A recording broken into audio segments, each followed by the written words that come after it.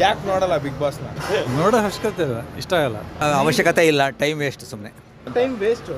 Time waste ಅಂದರೆ ನಾವಾಗಲೇ ಅದಕ್ಕೆ ನಾವು ಮುಂಚಿನ ನೆಕ್ಸ್ಟ್ ಥಿಂಕಿಂಗ್ ಮಾಡ್ತಿರ್ತೀವಿ ಹೊರತಾಗ ಅದಿನ್ನೂ ಬೇಸಿಕ್ ಅಷ್ಟೇ. ಈ ಕಾಲೇಜ್ ಹುಡುಗರಿಗೆ PUC ಹುಡುಗರಿಗೆ ಬಡ್ಡಿಂಗ್ ಇರ್ತಾರಲ್ಲ ಅವ್ರಿಗೆ ಮಾತ್ರ ಯೂಸ್ ಆಗುತ್ತೆ. ನಾವು ಆ ಕ್ರಾಸ್ ಮಾಡ್ಕೊಂಡು ಹೋಗ್ಬಿಟ್ಟಿದ್ದೀವಿ ಆಗಲೇ. ಮುಂದೆ ಈಗ ಸೊಸೈಟಿನಲ್ಲಿ ಬರ್ನಿಂಗ್ ಇಶ್ಯೂಸ್ ಬೇರೆ ಇದ್ದಾವೆ, ಅದನ್ನೆಲ್ಲ ಮರೆತು ಬಿಡ್ರಿ, ಕೆಲಸಕ್ಕೆ ಬರೋದನ್ನು ಮಾತಾಡ್ಕೊಳ್ರಿ ಅಂತ ಟೈಮ್ ವೇಸ್ಟ್ ಮಾಡಿ ಜನಗಳನ್ನ ದಡ್ಡನ್ನು ಮಾಡ್ತಿದ್ದಾರೆ. ಈಗ ನಾವು ಚೈನಾಗೆ ಕಾಂಪೀಟ್ ಮಾಡಬೇಕೆ ಹೊರತಾಗೋ ಸಣ್ಣದನ್ನಾಗಿ ಮಾಡ್ಕೊಂಡು ಮುದುಕರಾಗೋದು ಬೇಡ. ಚಿಕ್ಕ ಹುಡುಗರು ಬೆಳೆಯೋದ್ರಲ್ಲಿ ಸೈಂಟಿಫಿಕ್ ನಾವು ಕಂಪೇರ್ ಮಾಡಬೇಕಾಗಿರೋದು ಅಮೇರಿಕಾ, ಯುರೋಪು ಮತ್ತು ಜಪಾನು, ಜರ್ಮನಿ, ಕೊರಿಯಾ ಇವ್ರಿಗೆ ಚೈನಾಗೆ ಕಾಂಪೀಟ್ ಮಾಡಬೇಕೆ ಹೊರತಾಗೋ ಮಾತೆತ್ತಿರ ಸಣ್ಣ ಪುಟ್ಟದ ಇಟ್ಕೊಂಡು ಬರೀ ಇದು ಚೈನಾ, ಬಾಂಗ್ಲಾ ಅಂತ ಇಟ್ಕೊಂಡ್ರೆ ನಾವು ಇಡಿಯಟ್ಸ್ ಆಗ್ತೀವಿ ಅಷ್ಟೇ. ಜನಗಳು ನಗುತ್ತಾರೆ ಅಷ್ಟನ್ನು ಪ್ರಪಂಚದವ್ರು ನಮ್ಮನ್ನು ನೋಡಿ. ಆದರೆ ಆಂಧ್ರದಲ್ಲಿ ಮಾತ್ರ ಬುದ್ಧಿವಂತರು ಎಲ್ಲರೂ ಜಾಬ್ ತೊಗೊಂಡು ಬ್ಯಾಂಕಿಂಗು ಅದೆಲ್ಲ ಮಾಡ್ತಿರ್ತಾರೆ.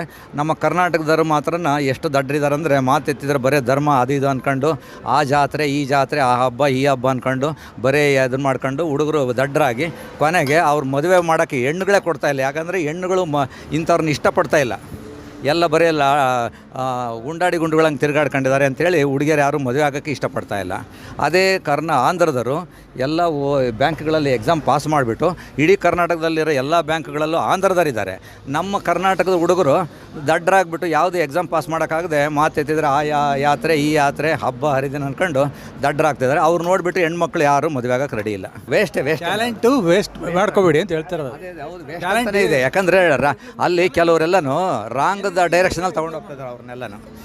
365 ದಿವಸದಲ್ಲಿ 300 ದಿವಸ ಬರೀ ಹಬ್ಬ ಹರಿದಿನಗಳು, ಜಾತ್ರೆಗಳು ಅಥವಾ ಪ್ರೊಸೆಷನು ಇದು ಕಮ್ಮಿನಲ್ಲೂ ಅಂದ್ಕೊಂಡು ದಡ್ಡರಾಗ್ತಿದ್ದಾರೆ ಅಷ್ಟೇ. Thank you sir.